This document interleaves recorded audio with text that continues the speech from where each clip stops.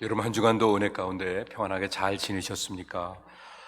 우리가 지난 수개월 동안은 교회 역사상 경험해보지 못했던 어려운 시간들을 가졌습니다. 하지만 또 우리가 이전에 경험해보지 못했던 놀라운 은혜도 누릴 수 있는 좋은 시간도 가질 수 있었습니다. 우리 성도님들 한 분 한 분께서 교회를 사랑하시고 또 주님을 사랑하시는 마음으로 또 많은 목회자들을 격려해 주시고 또 교회 스태프들 격려해 주시고 우리 주변에 있는 어려운 이웃들을 돌아보시면서 섬겨주시는 귀한 모습들, 또 이렇게 어려운 이 사회를 위해서 여러 가지 모습으로 이렇게 사랑을 나눠주시는 귀한 모습들을 보면서 참 감사를 드리고 이런저런 모습들이 참 귀하다, 이런 생각을 갖는 시간이었습니다.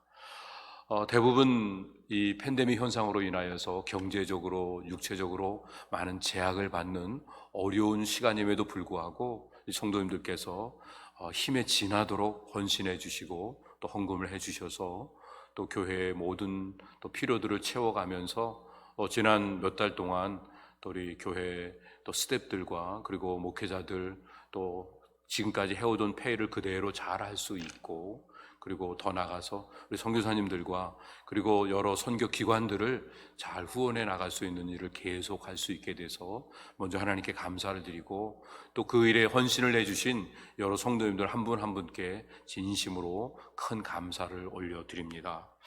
우리가 지금 맞고 있는 이 신종 바이러스 코비드 19, 이 팬데믹 사태는 어떤 면에서 보면 많은 것들을 바꿔 놓았습니다. 교회가 이런 상황에서 어떻게 성경적으로 접근을 해야 될지, 우리가 함께 늘 모여서 예배를 드리다가 또 영상으로 예배를 드리고 모이는 일들을 제약을 해야 되는 이런 상황이 됐을 때 이것을 이 성경적으로 교회사적으로 어떻게 접근을 해야 될지, 이런 부분들이 용이한 일은 아니었습니다. 왜냐하면 우리가 살고 있는 시대는요, 그냥 정말 이렇게 급변하는 세대이고 모든 것들이 불확정적인 이런 시대입니다. 그래서 사람들이 이 시대를 북한 시대다 이렇게 표현들을 하기로 하죠. 이 네 가지 그 모습들이 있는데요, 변동성, 불확실성, 복잡성, 모호성, 이런 것들이 이제 확연하게 점점 크게 드러나기 시작하기 때문에 어떤 재난이 우리에게 온다고 할 때는 그 재난을 준비하고 그것을 잘 대응할 수 있도록 우리 모두 다 힘을 합치는 이런 일들을 해야 됩니다. 그런데 이제 안타까운 소식은 이런 팬데믹 현상이 주기적으로 나타난다고 합니다. 또 어떤 사람들은 이번 가을에 또다시 올 거다 이런 이야기도 하고, 또 어떤 분들은 2, 3년마다 이런 그 팬데믹 현상들이 이 바이러스 변종을 통해서 계속 우리에게 다가올 것이라고 이야기를 하게 됩니다. 이런 상황 속에서 우리의 이제 생각이 바뀌어야 됩니다. 우리가 나만 안전하다고 안전한 게 아닙니다.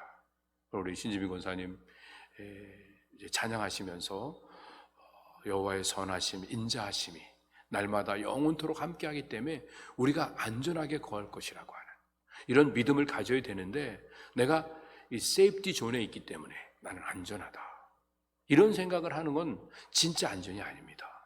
우리 가정은 뭐 큰 문제 없이 뭐 필요한 것들 채워가면서 행복하게 잘 살고 있다, 이렇게 생각하는 건 가정을 진짜 행복하게 만드는 모습이 아닙니다. 우리 교회는 그래도 어려운 중에도 나름대로 부흥하고 발전하고 있다, 이게 진짜 부흥을 경험하는 모습이 아닌 것입니다.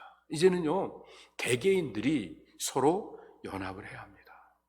힘을 모아갈 뿐만 아니라 교회도 어떤 면에서 보면요, 이 사회와 어느 부분들을 공존을 해야 됩니다. 특별히 안전 문제라든지 또 또 보건에 관한 문제라든지 이런 부분들은 그냥 우리의 신앙만 한다고 할 게 아니라 우리가 다 함께 같이 공존하면서 삶을 영위해 나갈 수 있도록 준비를 해야 합니다. 우리 주님이 우리에게 주신 명령이 크게 한 가지고 둘로 나눌 수 있죠. 하나님 사랑하고 이웃 사랑하는데, 하나님은 마음과 목숨과 뜻과 힘을 다해서 전심으로 사랑하고, 그리고 이웃들은 내 몸처럼 아끼면서 사랑하라고 말씀을 주셨습니다. 그런데 이것이 그냥 사랑하는 일들이 중요한 게 아니라 이 사랑을 위해서 인격적인 관계가 필요한 것입니다. 내 전심이 들어가 있는 하나님과의 관계, 그리고 내 몸이 나누어지는 이웃들과의 관계가 형성되어야 아름다운 또 열매가 맺어지는 이런 삶을 살 수 있게 됩니다. 주님의 그 뜻이 그런 뜻인데, 우리가 이 팬데믹 현상 앞에서 우리가 주님의 명령을 수행한다고 하면서 우리가 때로는 이 사회의 안전이나 공중보건과 같이 이렇게 공조하지 않고 그리고 이렇게 지내가는 이런 일들은 어떤 면에서 보면 우리가 복음을 전할 때 또 비윤리적이다, 혹은 또 반사회적이다, 또 반도덕적이다, 뭐 이런 평가를 받으면서 또 때로는 매도되어서 우리가 암적인 또 악의 뿌리다, 뭐 이런 또 지목을 받을 수도 있게 되는 것입니다. 그러면 사명을 감당하려고 해도 이 사명이 온전히 감당이 되지 않고 이 세상이 우리의 말에 전혀 귀를 기울이려고 하지 않을 것입니다. 그러기 위해서는 하나님께로부터 오는 권위를 갖고 사는 일이 필요합니다. 오늘 말씀을 증거하기 전에 우리가 한번 살펴봐야 될 내용은요, 권위라고 하는 것은 어떤 것인가? 우리가 세상적으로 봤을 때 권위는요, 어떤 권위를 권위라고 말하는가? 힘을 가졌을 때 권위가 있다, 이렇게 말할 수 있는데 성경적으로는 그러면 뭐라고 얘기하는가? 오히려 십자가가 권위다, 이렇게 표현하고 있는 걸 우리가 어떻게 적용을 해야 될지 한번 살펴봤으면 좋겠습니다. 우리가 살고 있는 이 세상에서 종교는 제도적인 권위를 줍니다. 그런데 인격은 어떤 면에서 봤을 때 또 다른 차원에서 접근해 나갈 수 있습니다. 우리가 믿음을 갖는다 그랬을 때 제도적으로 무슨 권위를 주는 게 아니에요. 내가 목사다, 내가 장로다, 내가 어떤 직책을 받았다, 이런 것들로 우리의 권위가 주어지지 않습니다. 참 신앙은요, 우리의 인격과 연결되어 있습니다. 그래서 어떤 인격을 갖고 있는가가 그 사람의 권위인 것입니다. 내가 누군가의 권위를 인정한다, 그 말은요, 다른 말로 표현한다고 하면 그 사람을 내가 이해하려고 하고 그 사람을 내가 평가하려고 하면 그것은 진짜 권위를 인정하는 모습이 아닌 것입니다. 누군가의 권위를 인정한다고 하면 이해되지 않는 말을 해도 그 앞에 고개를 숙일 수 있고 그 말을 따라갈 수 있어야 하는 것입니다. 그런데 우리는요, 주님의 권위를 인정하고 그리고 하나님 나라의 권위를 인정한다고 하면서도 여전히 먼저 내가 이해되고 내 마음이 움직여져야만 몸을 움직이려고 하는 이런 모습을 갖고 있는 건 참된 신앙이 아닌 것입니다. 그래서 이 권위를 존중하는 삶을 살게 하기 위해서 우리에게 필요한 건 이게 옳은가 그른가, 내가 이해가 되는가 이해가 안 되는가를 따지는 게 아니라 이게 진리인가 이게 거짓인가, 다른 말로 표현하면 영적으로요, 이게 하나님께 속해 있는가 아니면 마귀에게 속해 있는가.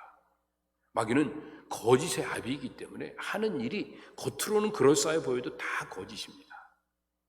우리를 속이는 일들입니다.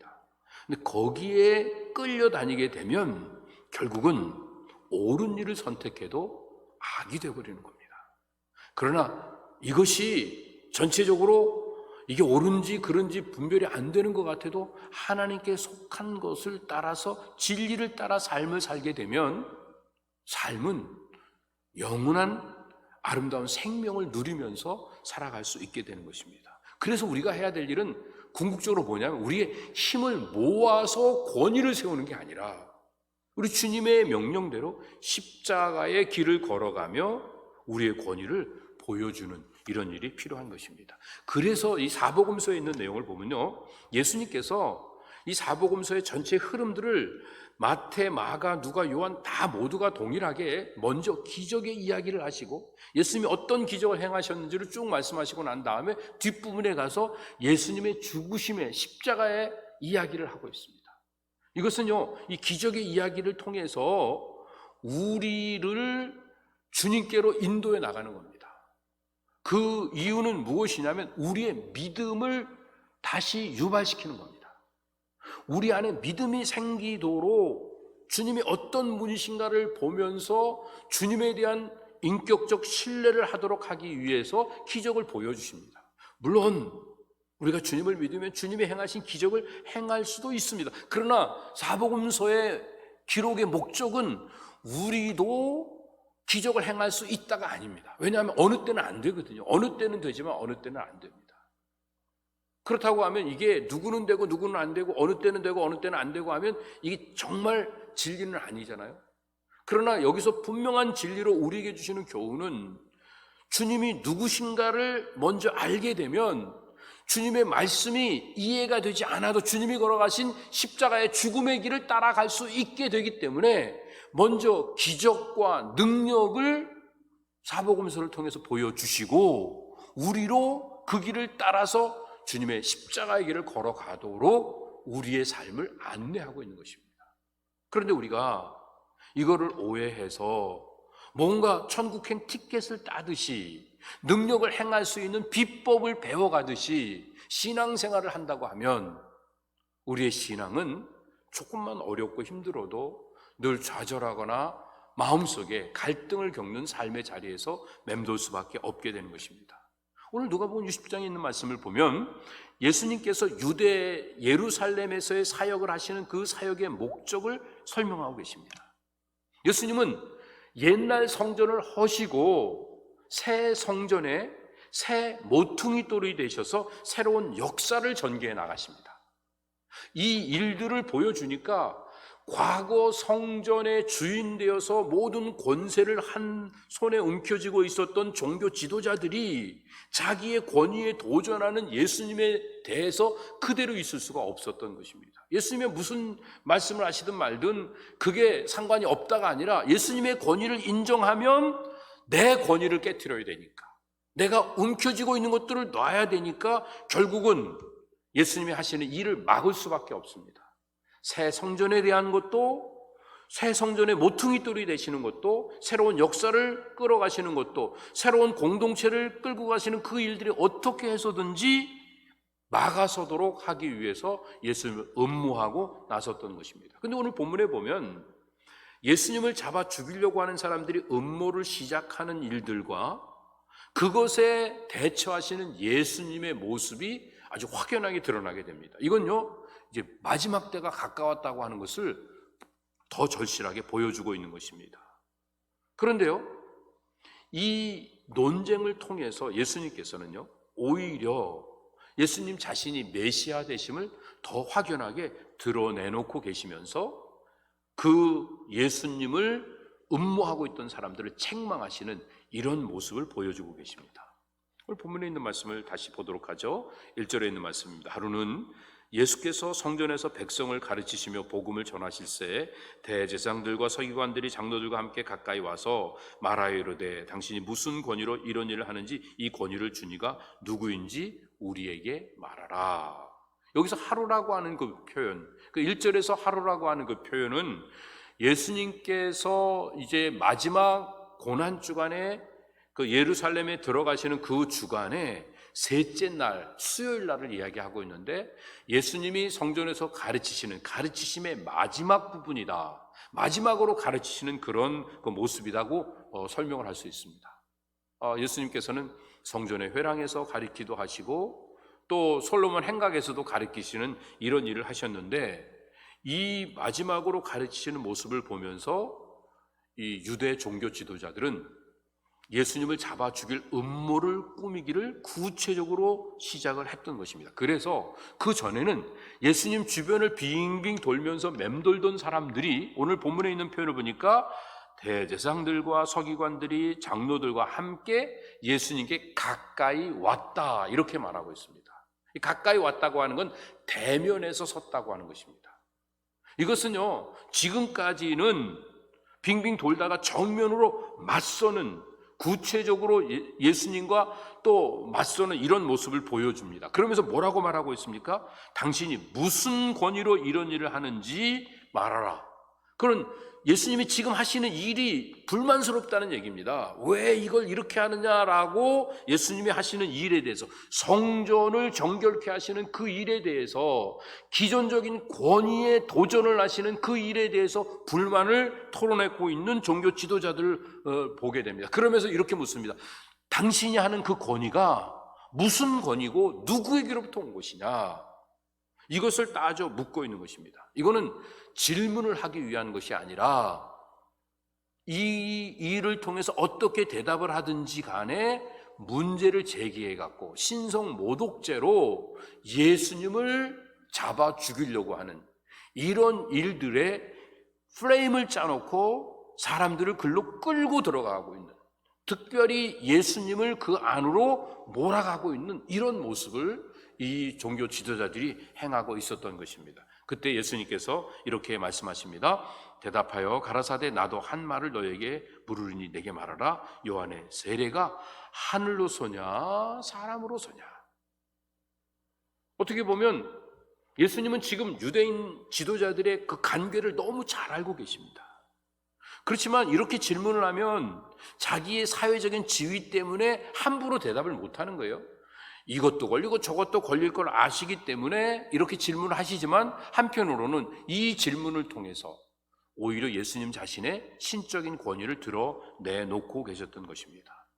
그런데 왜 하필이면 세례 요한을 예로 들었는가? 세례 요한은요, 그 당시에 있던 많은 유대인들이 무시할 수 없는 신적인 권위를 가진 사람입니다. 그래서 광야에 외치는 자의 소리로서 메시아의 길을 예비하는 자로 하나님께로부터 보내심을 받았다고 하는 것을 많은 백성들이 인정을 했던 것입니다. 그런데 그 세례 요한이 바로 예수님을 메시아라고 인정했었고, 나는 그의 신들매 풀기도 감당치 못한다고 그를 존중하는 모습을 가졌기 때문에, 그래서 그 사실을 아시고 예수님께서 요한의 세례가 하늘로서 온 거냐, 아니면 사람들이 이렇게 막 모아서 칭찬해주고 권위를 줘서 거기서 생긴 거냐, 이렇게 질문하셨습니다. 이거는요, 그 질문을 회피해갖고 또 그냥 위기를 모면하려고 하시는 게 아니라 바로 자신의 메시아 되심을 보여주고 있는 것입니다. 내가 세례 요한으로부터 세례를 받았다고 하는 이 자체가 벌써 하늘로부터 온 권위를 가졌다고 하는 거다, 세례 요한이 인정하지 않았느냐 하면서 예수님께서 그 예수님이 지금 행하시는 모든 권위가 하늘에서부터 왔음을 보여주고 있는 것입니다. 그때 예수님께서 이렇게 말씀하시니까 그 앞에 있었던 정직하지 못한, 거짓으로 예수님을 음모하려고 했던 이런 사람들이 어떤 답변을 하는지 그 밑에 나오고 있습니다. 그러면서 이제 예수님께서 그 일에 대한 결론을 오늘 본문 8절에서 해주고 계시죠. 5절부터 봅니다. 저희가 서로 논하여 이르되 만일 하늘로서라 하면 어찌하여 저를 믿지 아니하였느냐 할 것이요, 만일 사람으로서라 하면 백성이 요한을 선지자로 인정하니 그들이 다 우리를 돌로 칠 것이라 하고 대답하되 어디로서인지 알지 못하노라. 그러면서 8절에서 예수께서 이르시되 나도 무슨 권위로 이런 일을 하는지 너에게 이르지 아니하리라 하시니라. 예수님의 질문을 받았던 요한의 세례가 하늘로서냐 아니면 사람들에게서냐 하는 질문을 받았던 그 종교 지도자들은 갑자기 머리가 멍해지면서 모여서 의논하기 시작합니다. 야, 이거 이렇게 대답하면 예수님의 권위를 인정하는 게 되고, 또 이렇게 대답하면 사람들이 반란을 일으킬지 모르니까 우리가 조심해야 되느냐, 이거 어떻게 하냐, 야, 대답하지 말자. 그래서 어디서부터 왔는지 모른다 라고 대답을 했는데, 사실은 이미 답을 갖고 있지만 거짓말을 하고 있는 겁니다. 자기 위기를 모면하기 위해서, 자기가 답을 하면 어떤 결과가 나올 걸 알기 때문에 회피하고 있는 이런 꾀를 내고 있는 것입니다. 그럴 때 예수님께서 이렇게 부정직하고 가증하게 뒤에서 음모를 꾸미고 있는 이런 사람들에게 답을 하지 않으시면서 나도 너에게 대답하지 않는다, 이렇게 답변을 하시는 이런 모습을 보게 됩니다. 이런 유대 지도자들의 모습을 보면서 우리는 누군가를 함정에 빠치려고 음모를 꾸몄던 자들이 결국은 그 함정에 스스로가 빠지게 된다는 것을 오늘 말씀을 통해서 깨닫게 됩니다. 성경은 우리에게 분명히 말씀하십니다. 행악자들로 인하여 불평하여 말지어다. 저들은 들의 풀과 같이 쇠잔해질 것이다. 악을 행하는 자들, 그 사람들 때문에 분노하거나 그 사람들 때문에 마음에 불편해하지 말고 하나님을 의뢰해서 선을 행하라. 그리하면 하나님께서 모든 것 다 이루어 주실 것이다. 이렇게 주님이 약속해 주셨습니다. 오늘 주님께서도 이 모습을 통해서 이런 교훈을 우리에게 주시는 것입니다. 나도 무슨 권위로 이런 일을 하는지 너에게 이르지 아니하리라. 때로는요, 하나하나를 다 밝히려고 하는 것보다 그냥 묵묵히 있는 것이 더 진실을 드러낼 때가 있습니다. 중요한 것은 팩트를 밝히는 것보다 마음을 가지고 있는 겁니다. 나는 하늘로부터 내려온 권위를 갖고 있는가? 사람들로부터 내려온 권위를 갖고 있는가? 사람들로부터 온 권위를 갖고 있다고 하면 사람들의 마음을 기쁘게 해야 되고 사람들을 즐겁게 하기 위해서 모든 말과 생각을 모아가야 될 거예요. 그런데 하늘로부터 온 권위라고 하면 나에게 권위를 주신 그 주님을 기쁘시게 하기 위해서 우리의 삶을 모아가는 이런 일을 할 수 있는 것입니다. 또 우리가 꼭 대답을 할 필요가 없는 이유는요, 불신을 하고 있는 상황에서는 무슨 대답을 해도 꼬투리를 잡아서 그 사실을 그대로 인정을 하려고 하지 않습니다. 오히려 말을 더 많이 함으로 인하여서 그 일로 더 많은 흠이 잡히게 되는 경우들이 더 많이 있는 것들을 보게 됩니다. 처음부터 서기관들은요, 물어보는 질문이 답을 원했던 게 아니에요. 어디서부터 온 권위로 당신이 이 성전을 청결하게 했습니까? 이 성전에서 왜 이런 일을 했습니까? 이걸 물어본 게 아니었습니다. 그들이 갖고 있었던 그 질문의 내용은 무엇이냐면, 지금 이 성전에서 활동하는 모든 권위가 정치적으로나 종교적으로 봤을 때 다 우리에게 있는데 왜 당신이 간섭합니까? 이건 우리에게 주어져 있는 고유 권한입니다.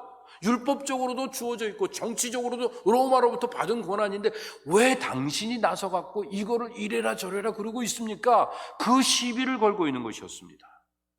그렇기 때문에 예수님께서 요한의 세례가 이 관례적인 게 아니라 모든 사람들이 부인할 수 없는 하늘의 권세인 걸 알기 때문에 예수님이 행하신 그 일을 연결시키는 겁니다. 기존 성전을 헐어버리시고 새로운 성전, 그 성전의 모퉁이돌이 되셔서 새 역사를 이루시는 이 일들을 행하시는 이 권세가 하늘로부터 내려왔다는 것을 요한의 세례를 통해서, 요한의 증거를 통해서 너희들이 이미 알고 있지 않느냐, 이 사실을 일깨워 주고 계시는 겁니다. 사랑하는 성도 여러분, 오늘 우리가 신앙생활을 하고 이렇게 예배를 드리면서요, 이 모든 일들을 어디에다 근거를 두고 있습니까? 하늘로부터 내려온 권세인지 땅의 권세, 종교적인 관습으로 이 일들을 행하는 건지, 정말 하나님의 임재를 구하고 하나님의 은혜를 구하는 마음으로 나가는 것인지, 이것들을 점검하는 일들이 필요합니다. 예배를 드리는 것도, 봉사하는 것도, 아니 우리가 삶을 살아가는 것도 다 이런 부분들이 확인되어야 될 필요가 있습니다. 만약 우리가 신령과 진정으로 성령의 인도하심 속에서 믿음으로 하나님의 진리의 말씀을 따라서 예배를 드리는 거라고 하면, 오늘 우리의 마음속에 성령님의 인도하심이 있는지, 아니면 내 생각, 내 습관, 내 익숙한 경험, 거기에 매여서 끌려가고 있는 것은 아닌지, 이거를 점검할 필요가 있습니다.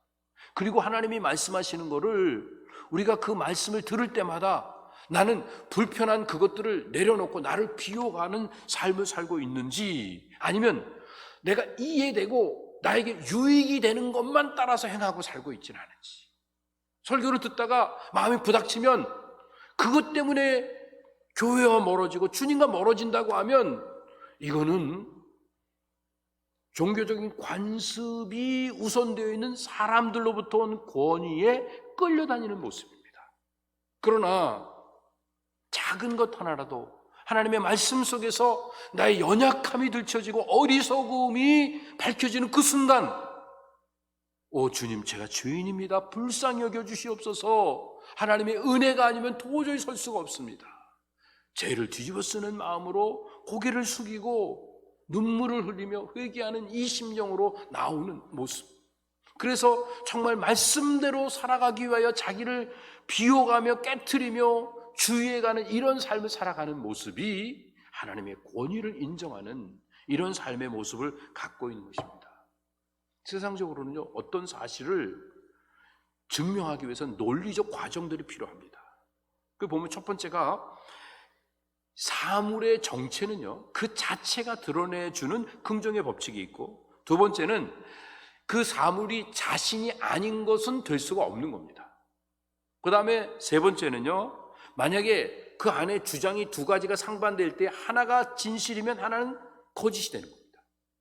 그 다음에 마지막은요, 결론이 주어지게 될 때 그 결론이 정당화되어질 수 있는 근거가 분명히 있어야 되는 겁니다. 이런 논리 정연한 일들이래야 그 모든 것들을 다 받아들일 수 있는 게 세상적 원리입니다. 그러나 성경은 그 모든 말씀들이 그 논리 이상의 것들을 가지고 있습니다. 그거는 인격입니다. 그것들은요, 더 나아가서 그냥 라이프, 생명입니다. 생명은 논리로 전개가 안 되어집니다. 특별히 우리 십자가를 어떻게 논리로 설명할 수 있습니까? 이 논리의 네 가지 원칙들을 다 벗어나 버리는 겁니다. 그럼에도 불구하고 여기에 놀라운 역사가 일어나게 됩니다. 참된 진리는요, 논리에 굴복해서 끌려가는 게 아닙니다. 신앙생활을 논리로 생각하면 안 됩니다. 논리 이상의 인격에 매료되어지는 겁니다. 말씀이 육신이 되어 우리 가운데 거하시니 그냥 그 자리가 하나님의 영광으로 꽉 차 있는 모습이 그냥 저절로 드러나게 되는 것입니다. 여러분, 뭐가 그 예수님의 가르치심을 매혹적으로 만들었을까요? 여기는 세 가지가 있습니다. 예수님은요, 가르치심에 삶이 있었습니다. 그리고 기적이 있었습니다. 더 나아가서 함께함이 있었습니다. 말씀이 육신이 되어 우리 가운데 함께 거하셨다. 이 놀라운 역사로 인하여 예수님은 삶과 메시지가 따로 떨어져 있는 게 아니라 그냥 하나로 연결되어져 있으니까 저절로 이 말씀을 받는 사람들의 마음이 움직여지고 삶이 저절로 예수님을 따라가게 만들었던 것입니다. 말씀하시는 게 이해되고 안 되고가 문제가 아닙니다. 이해가 안 돼도 상관없이 그 인격에 매료되어서 따라갈 수 있게 되어지는 것입니다. 그러나 그 인격을 바라보지 않고 논리를 붙잡고 있었던 유대 종교 지도자들, 특별히 대제사장과 서기관과 그리고 많은 여러 가지 그 종교 지도자들, 또 바리새파의 사내들인 직원들, 이런 사람들은요, 나름대로 율법에 정통해져 있기 때문에 율법의 잣대로 이것을 재가면서 하려고 하다 보니까 예수님이 하시는 일들이 문제가 되어서 따라갈 수가 없게 되니까 자기들 나름대로는 합리성을 가지고 예수님께 와서 따져 묻는 겁니다. 당신이 이렇게 이 성전을 청결하게 하고 성전에서 함부로 권세를 부리는 게 누구로부터 받은 권세로 가지고 이것을 행하는 것이냐, 그러면서 예수님께 시비를 걸었던 이런 모습을 보게 됩니다. 그러나요, 엄밀한 의미 속에서 보면 이렇게 시비를 걸고 있는 자체가 이미 예수님의 권세를 인정한 이 모습이 되어지는 것입니다. 그러니까 예수님께서 요한의 세례가 하늘로 쏘냐 사람에게 쏘냐 이렇게 묻고 계신 겁니다. 우리도 한번 예수님의 말씀을 들으면서 우리가 행하고 있는 일들이 하늘로부터 온 권세를 따라서 행하는 건지 사람들로부터 받은 권세를 가지고 하는 건지 이 자신을 한번 점검을 해봤으면 좋겠습니다. 우리는 하나님께로부터 오는 권세를 가지고 삶을 사는 사람들입니다. 예수님 말씀하셨죠? 이제 하늘의 밀이 땅에 떨어져 죽지 않으면 그대로 있고 죽어야 많은 열매를 맺는다. 사도 바울도 얘기하죠. 내가 그리스도와 함께 십자가에 못 박혀 죽었다. 죽었는데 무슨 권세가 있습니까? 내 권세는 없는 겁니다. 그런데 내 안에 그리스도가 사십니다. 그리스도의 권세가 나타납니다. 우리 예수님은요, 자신을 죽이셨습니다. 자신의 권세는 없습니다. 하나님이 사셨습니다. 하나님의 권세만 나타납니다. 자기를 포기하는 권세는 진짜 권세입니다. 하늘로부터 내려온 권세인 것입니다. 그렇기 때문에 우리가 정말 무슨 일을 할 때 정말 하나님의 권세를 인정하면서 살아간다고 하면 두 가지 모습을 꼭 점검할 필요가 있습니다. 하나는 모든 것의 주인 되시는 하나님을 기쁘시게 하는 일을 내가 지금 결정하고 있는가? 오늘 내가 어떤 일을 할 때 모든 것의 주인 되시는 하나님을 기쁘시게 하는가? 아니면 나를 즐겁게 하는 건가? 이런 것들을 점검해 봐야 되겠죠. 그 다음에 또 하나는요, 내가 이 일을 위해서 내가 그냥 내 힘으로 하는 게 아니고 하나님의 도우심을 간구하는 거니까 하나님께 기도해야 되죠. 하나님, 이 일을 하는데 힘이 필요합니다. 그런데 이렇게 하나님께 도우심을 간구하며 하나님의 인도하심을 받을 때 내 마음에 기쁨이 있는가? 내가 할 수 있는데 하나님께 치사하게 구해야 되고 내 마음대로 못하고 내가 하고 싶은 시간에 못하고 하나님이 마음에 이렇게 확신을 주시고 응답하실 때까지 기다려야 되고 이런 불편을 겪는 게 아니라 하나님의 인도하심을 받는 그 자체에 대한 기쁨이 있는가? 이 일들을 통해서 하나님이 기뻐하실까? 이것들이 점검되어질 때 우리의 삶에 주어지는 열매는 달라지게 됩니다. 우리 이 시대에 비극이 있다고 하면 하나님의 임재가 점점 상실되어 가는 예배를 드리고 있는 겁니다. 예배가 포매팅이 되어 있는 거 필요합니다. 그러나 절대적이지 않습니다. 하나님의 임재를 구하는 이런 시간을 가져야 됩니다. 점점 우리는 가족들까지도 단절을 추구하는 자리에 맴돌고 있습니다. 식구들끼리 이렇게 함께 모여있다 보면 이렇게 오랜만에 정말 여러분들이 같이 식구들끼리 함께 지내는 시간들을 가지실 거예요. 그러다 보니까 서로 주의해야죠. 작은 일 하나에도 신경이 예민해지고 그러죠. 요즘 이혼 소송이 점점 많아지고 있다고 하는 이런 얘기도 웃지 못하게 듣습니다. 얼마나 기다려왔던 시간입니까? 가족들과 함께하고 싶은 시간들. 마음껏 즐기기 위해서는요, 배려가 필요합니다. 나부터 생각하지 않고 상대부터 생각하고, 나 좋아하는 거 먹으려고 하지 않고 상대 좋아하는 거 먼저 먹으려고 하는 그런 마음으로 서로 배려해 주는 일이 필요합니다. 또 혹 아직 성숙하지 못해서 누군가가 미숙한 모습을 보여준다고 하면 따뜻하게 품어주면서 사랑이 무엇인지를 교훈해 줄 수 있는 이런 시간들이 필요합니다. 특별히 아이들이 이 어려운 시간에 집에 있으면서 또 학교 가서 선생님하고 있으면서 공부해도 어려운데요, 그냥 비디오 보면서 공부하는 게 얼마나 어렵겠어요. 근데 막 지겨운 시간 빨리 끝나도록 막 어떻게 하든지 때우도록 하는 이런 습관을 들이는 게 아니라 그 아이들에게 꿈을 심어주는 게 필요합니다. 지금 이 어려운 시간에 우리가 해야 될 일이 뭘까? 사랑하는 아들과 딸을 앉혀놓고 왜 이렇게 어렵지? 우리 인류가 살아가는데 기초적으로 필요한 게 뭘까? 그러면 나는 어떤 일들의 꿈을 가지고 내 이 꿈을 키워나갈까? 내가 의료진이 되고 싶다. 내가 연구진이 되고 싶다. 아니면 이 경제를 이런 팬데믹 현상이 일어나도 흔들리지 않는 아주 좋은 어떤 시스템들을 만들고 싶다. 아니면 이런 어려운 시간에 복음을 증거하는 아름다운 인생을 살고 싶다. 나름대로 꿈을 키워가면서 이 어려운 시간이 오히려 아이들에게 꿈을 심어줄 수 있는, 그래서 이 어려움이 지나가고 난 다음에 더 발돋움해갖고 이 사회에 적극적으로 역량을 발휘할 수 있는 위대한 지도자로 세움을 받을 수 있는 이런 아이들을 키우는데 우리가 도전을 줘야 되지 않겠습니까? 우리가 꿈을 심어줘야 되지 않겠습니까? 이 일들을 위해서 오늘 이 시간이 주어졌다고 생각하면 이 시간은 꼭 나쁜 시간만이 아닙니다.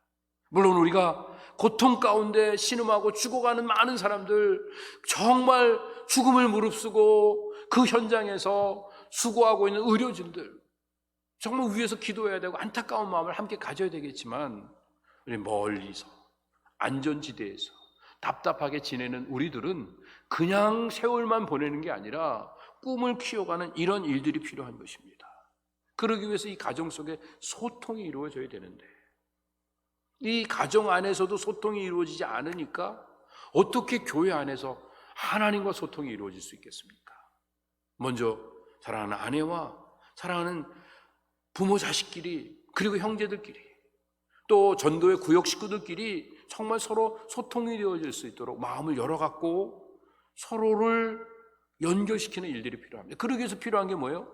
우리가 함께 모일 때 서로 허물과 부족한 점들을 들춰내는 게 아니라 오히려 허물과 부족한 점들을 판단 없이 품어주는 일들이 필요합니다. 우리가 이 컨셉을 내가 어떻게든지 성공하고 잘난 사람이 되겠다고 하는 이 목표 의식보다는 부족하고 연약한 사람들이 함께 모여서 같이 살아가는 일들을 꿈꾸면 우리는 더 귀한 역사를 잘 이루어갈 수 있게 됩니다. 다른 사람은 어떻게든 나 하나 끝까지 살아남고 성공적인 삶을 살아야 된다. 이 의식은 이미 이 세상 속에서도 아주 낙후된 옛날 방식입니다. 이런 사람은 사업적으로도 정치적으로도 어떤 상황에서도 성공할 수가 없습니다, 이제는요. 그런데 아직도 신앙을 갖고 있는 성도들이 나 하나 잘 되는 일에만 우선적인 삶을 살고 있다고 하면 우리는 하나님 앞에 온전하게 쓰임을 받기 못하게 되는 겁니다. 내가 지금 세상 나라에 사는가, 하나님 나라에 사는가는 아주 간단하게 잘 생각해 볼 수 있습니다. 어떻게 점검을 하냐 하면요, 내가 가족이 누구인가를 살펴보는 겁니다. 육신의 가족만 가족이라고 생각하면서 인생을 살아가면 우린 세상 나라에 갇혀서 사탄에게 조종받아 살게 되니까 결국은 단절을 추구하게 됩니다. 그러나 우리가 육신의 가족을 뛰어넘어서 하나님의 사랑으로 하나님이 주신 그 은혜로 하나됨을 추구해 나가는 더 넓은 차원의 패밀리 의식을 가지고 인생을 살아가게 되면 하나님의 인도하심 속에서 하나됨을 추구해 가면서 하나님의 부르심에 순종하게 되는데, 하나님의 부르심이 뭐죠? 십자가로 부르시는 겁니다. 내가 십자가를 지면 그러면 가정이 하나 됩니다. 우리 가정이 십자가를 지면 집안이 하나가 되어집니다. 그런 아름다운 모습들이 연결되어지면 교회가 하나 되어지고요. 교회가 하나 되어지면 이 사회에 웬만한 문제들이 다 해결되어집니다. 그래서요, 우리 주님 앞에서 우리가 이제는 가족의식이 바뀌어져야 됩니다. 그냥 내 피부치들만, 내 혈육들만 가족이 아니라 우리가 가족의식을 점점 넓혀가면서 함께 할 수 있는 이런 마음을 갖는 일들이 필요합니다. 어떤 소년이 기차를 타려고 하다가 신발이 하나가 떨어졌습니다. 그래서 신발을 주워야 되는데 신발을 주우려고 하다 보면 기차를 놓치게 되니까 올라타게 됐어요. 그래갖고 기차에서 이렇게 보는데 막 너무 안타까워서 막 속상해서 어떻게 하든지 그거를 기차가 어떻게 될지 모르니까 사람들 지나가는 사람 있으면 던져달라고 하는데 그게 되질 않으니까 결국은 자기가 벗었던 신발을 자기가 신고 있던 신발을 벗어갖고 밖으로 던져버렸습니다. 그러니까 사람들이 옆에서 보고 있다가 그 아이가 화가 나갖고 던지는 줄 알고 아이야 왜 그러냐 그랬더니 그 아이가 신발은 한 짝만 있으면 소용이 없어요. 내가 저 신발을 가질 수 없기 때문에 누군가가 저 신발이 필요해서 가질 때에는 이 신발도 필요할 거 아니에요. 그래서 이 신발을 던집니다. 그리고 그 신발을 던진 그 소년이 그 유명한 마하트마 간디입니다. 그런 삶을 살았던 것입니다. 여러분, 이 팬데믹 현상 속에서 어려운 현실을 마주대하고 있는 우리가 그냥 단지 종교적 관습 속에 끌려다니는 이런 삶을 통해서 그냥 하루하루 지나가는 삶을 사는 게 아니라 어떤 일을 하든지 생명을 선택하는 삶을 살았으면 좋겠습니다. 하나님이 주신 그 권위를 가지고 생명을 선택하는 삶을 살게 되면 나타나는 두 가지 놀라운 복이 있습니다. 하나는요, 내 삶의 상태와 관계없이 언제나 당당하게 삶을 살아갈 수 있습니다. 생명을 선택하면 내가 부족해도 내가 여전히 모자란 게 많아도 언제나 하나님의 은혜로 당당하게 나됨을 나타내면서 삶을 살아갈 수 있습니다. 또 하나는요, 하나님이 주신 은혜 속에서 여호와 일의 축복을 받으며 살아갈 수 있게 됩니다. 모리아 산에 이삭과 아브라함이 올라갑니다. 그런데 산 반대편 등성에서는요, 양이 올라오고 있었습니다.